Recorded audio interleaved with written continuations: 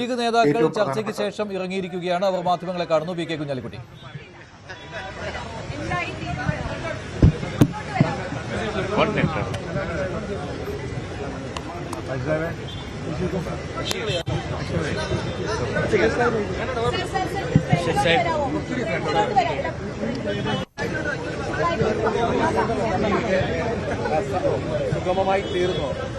അല്ല, ഈ തീര എന്ന് പറയുന്നത് അനൗൺസ് ചെയ്യേണ്ടത് UDF ആണ്, ഞങ്ങളല്ല.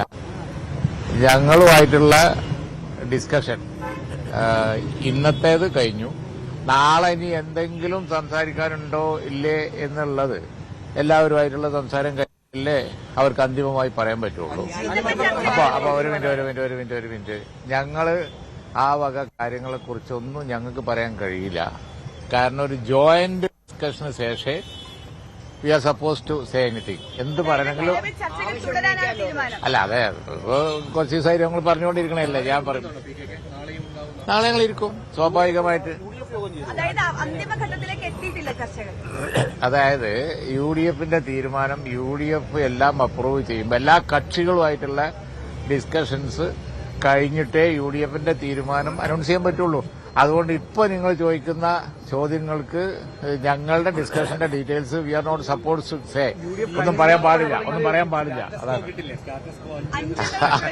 നിങ്ങൾക്ക് ബാക്കിയുള്ളതൊക്കെ ഞങ്ങളെ സൂത്രങ്ങളാണ് ഞങ്ങൾ പറയുന്നത്. അതന്നെ ഈ ചോദ്യങ്ങളൊക്കെ ഞാൻ പറഞ്ഞു നിങ്ങളെ സൂത്രങ്ങളാണ്, അതിൽ ഞങ്ങൾ വീഴുന്നില്ല. നിങ്ങൾ വഴി എന്താണ് പോവാൻ?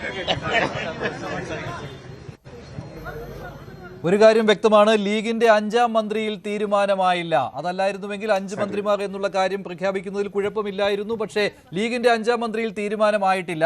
ഘടകകക്ഷികളുമായിട്ടുള്ള ചർച്ച തുടരും. കോൺഗ്രസ് മറ്റ് കക്ഷികളുമായിട്ടുള്ള ചർച്ച തുടരും. അതിലാണ് കേരള കോൺഗ്രസ് ജോസഫ് വിഭാഗം നേരത്തെ തന്നെ പറഞ്ഞത് നാളെയും ചർച്ച തുടരുമെന്ന്. ഇപ്പോൾ കുഞ്ഞാലിക്കുട്ടിയും അത് തന്നെ പറയുന്നു. കൂട്ടായ ഒരു തീരുമാനത്തിലേക്ക് വരേണ്ടതുണ്ട്.